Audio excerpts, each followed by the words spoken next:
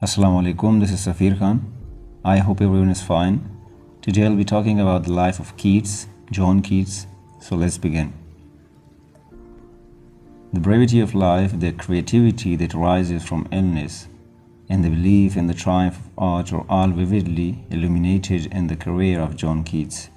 He was born on 31st October 1795 at Finsbury, then on the northeastern outskirts of London, where his father, Thomas Keats, had become manager of the Swan and Hoop livery stables shortly after marrying Frances Jennings, the proprietor's daughter. John was the first child of his parents. There followed two brothers, George and Tom, and a sister, Frances Mary.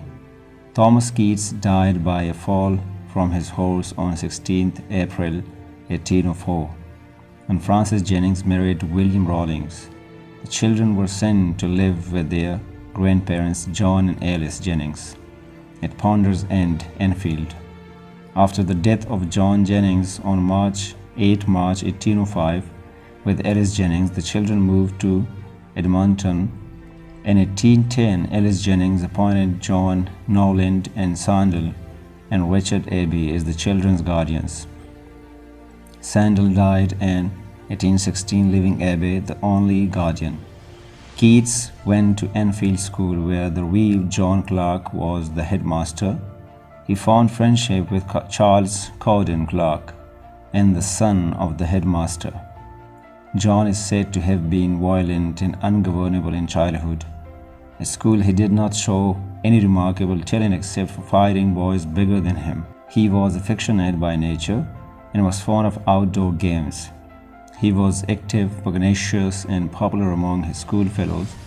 In the last 18 months of his school life, however, he turned studious, read at meal times, did holiday tasks, and devoured dictionaries of classical mythology. In 1811, John Keats left Enfield School and was apprenticed to Thomas Hammond, a surgeon at Edmonton. In July 1815, he passed with credit the examination at Apothecaries' Hall. Before he left school, he had acquired a taste for reading the classics, which cast their spell on him. The study of surgery did not interfere with his love of poetry and the reading of well-known authors. His appetite for reading classical writers became insatiable. His own intellectual awakening came suddenly and unexpectedly when he was entering his 14th year.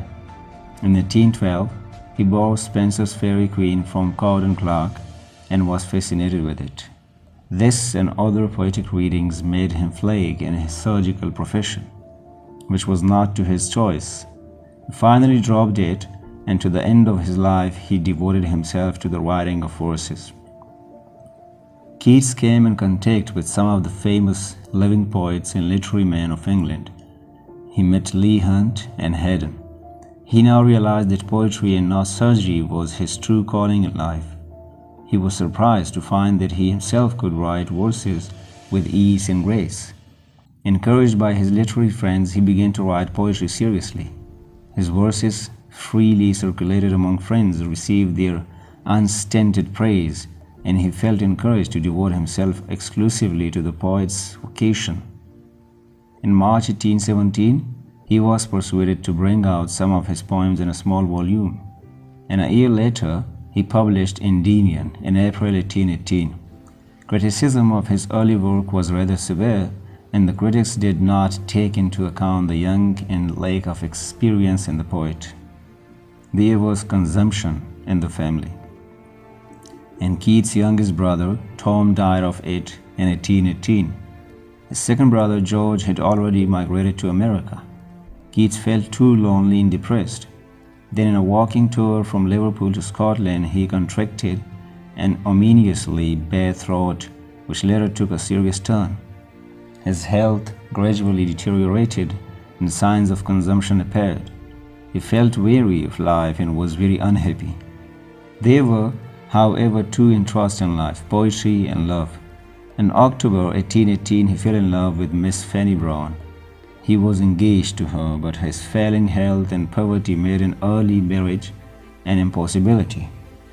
His passion for this girl formed a very pathetic episode in his life. He was not destined to marry her. His depression and melancholy at this time of his unhappy life find an echo in his writings. His health declined rapidly. He had a severe hemorrhage in February 1820 and was in bed for over a month.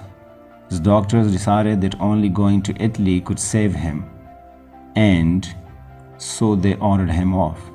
Keats left England for Italy in September 1820 in company with the famous painter Joseph Severin.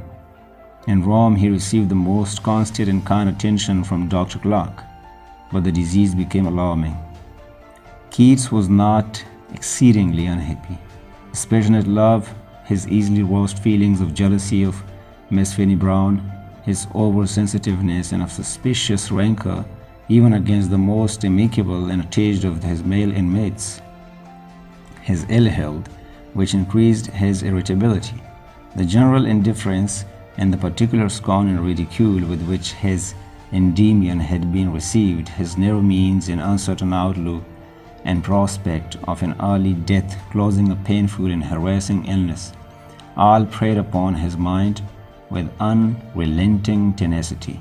He died at Rome on 23rd February 1821 at the age of 25 and was buried in Rome's Protestant cemetery. Upon his tombstone were inscribed at his own request the words, "Here lies one whose name was writ in water."